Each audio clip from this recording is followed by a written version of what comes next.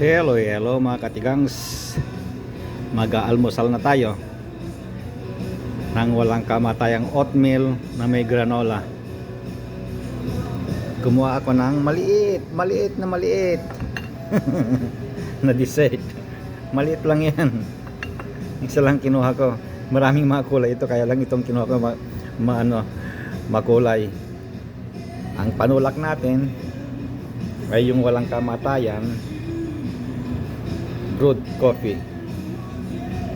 Yung honey rito, pure honey, ay para dito sa granola, hindi para sa coffee. Dito natin lalagay.